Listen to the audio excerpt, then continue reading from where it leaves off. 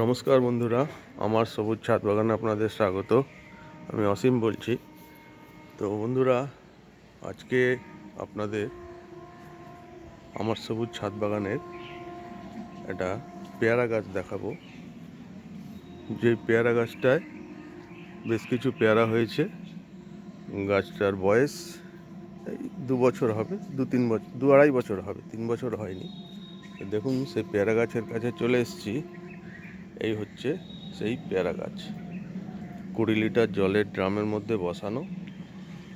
এই যে, আর মাটি তৈরি করেছিলাম,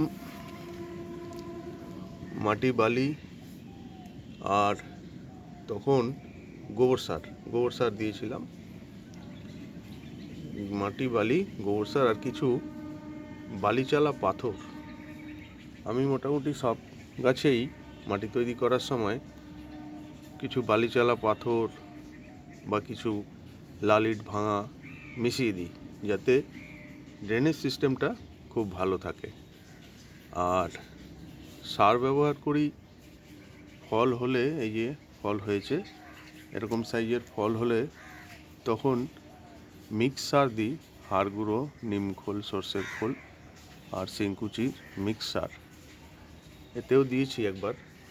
আর আমি সাধারণত সারা বছর গাছে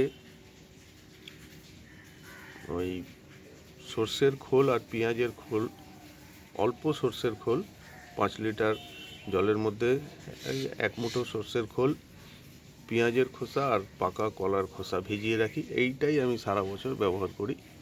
এতেই আমার গাছে যথেষ্টই ফল হয়। পেয়ারা গাছের ভিডিও এর আগেও আমি আপনাদের দেখিয়েছি আমার ছাদ বাগানে। তো আজকে পেয়ারা হয়েছে এই গাছটায়। দেখুন, ছোট গাছ, 2.5 বছর 3 বছর বয়স, আর এইরকম ঝাড় হয়েছে গাছটা। দেখছেন কীরকম ঝাড় হয়েছে। পেয়ারা হয়েছে দেখুন, এই যে এখানে, এই যে এদিকে আরও হয়েছে আপনার ছোট পেয়ারা গাছ। এই যে এখনো হচ্ছে, এই যে ছোট ছোট, এই যে ছোট ছোট হচ্ছে, আরও আশা করি হবে। আর এদিকে হয়েছে, এই যে দেখছেন, পেয়ারার ফলন খুব একটা খারাপ না। বারুইপুর পেয়ারা, বারুইপুর থেকে কেনা।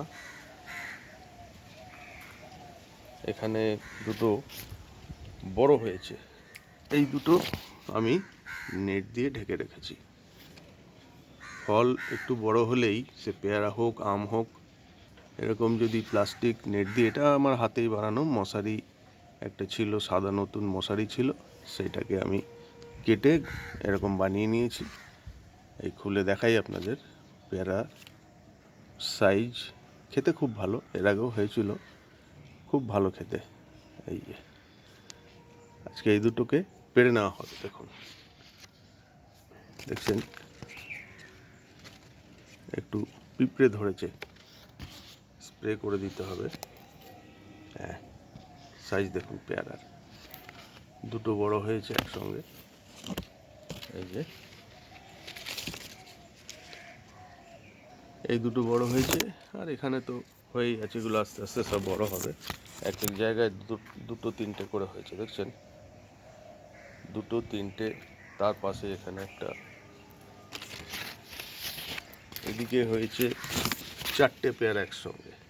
দুটো বড় হয়ে গেছে, আর দুটো এই যে হচ্ছে, আস্তে আস্তে বড় হয়ে যাবে। এখানে দুটো আরও বড় হয়েছে, আর এদিকেরগুলো তো দেখলেনি। তো যাই হোক বন্ধুরা, এইটুকু গাছে এরম সাইজের খেতে পেয়ারা খুব ভালো খেতে, মিষ্টি, আর ছোট ছোট দানা, মানে বীজগুলো ছোট ছোট আর নরম বীজ। তো এরকমভাবে গাছ করুন খুব। আর এই গাছটা আমি কলম করেছি, এই গাছের কিছু চারা বানাবো। এই যে কলম করে রেখেছি, বর্ষার সময় জল পড়লেই সব, দেখছেন অনেকগুলোই কলম করেছি। চারা তৈরি করব, সব জায়গাতেই কলম আমি কেটে মাটি দিয়ে আর কোকোপিট, মাটি আর কোকোপিট মিশিয়ে বেঁধে রেখেছি। কেটে কেটে ছাল ছাড়িয়ে 1 ইঞ্চি মতো ছাল ছাড়িয়ে মাটিগুলো ধরিয়ে দিয়ে বেঁধে রেখেছি।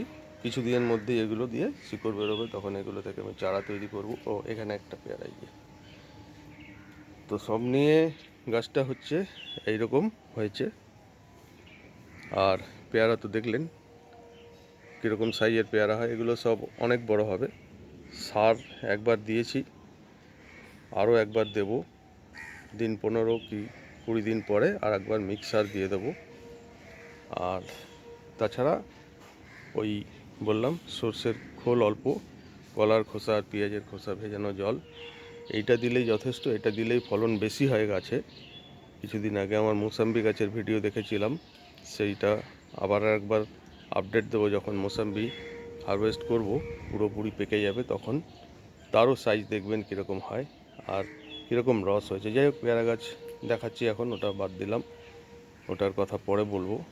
পেয়ারা গাছটা দেখছেন, আপনারা করুন ছাদ বাগানে, খুব ভালো ফলন হবে। আর আমি আমার গাছে খুব একটা কেয়ার করি না, কেয়ার নিই না, নিজে নিজেই হতে থাকে। একটু সার দিয়ে দিই, লিকুইড সার।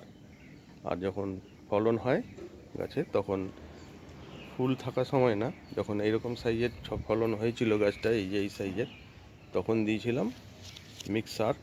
সবগুলো ফুল ফুটে যাওয়ার পর, ওই সাইজের পেয়ারা হয়ে যাওয়ার পর, যখন ফল হতে শুরু করে, সব ফল যখন হয় একসঙ্গে, তখনই সার দেওয়া ভালো। ফুল অবস্থায় সার না দিলেই ভালো। ফুল অবস্থায় সার দিলে গাছ বেড়ে যাবে, ফুল সব পড়ে যাবে। যাই হোক, আপনারাও করুন ছাদ বাগানে গাছ। আমার ছাদ বাগান, সবুজ ছাদ বাগানের বয়স হয়ে গেল 5 বছর। এর মধ্যে আমি অনেক ভিডিও করে আপনাদের দেখিয়েছি, আগামী দিনে আরও দেখাবো। আজকে এখানেই শেষ করলাম। প্রত্যেকেই সুস্থ থাকুন, ভালো থাকুন, নমস্কার।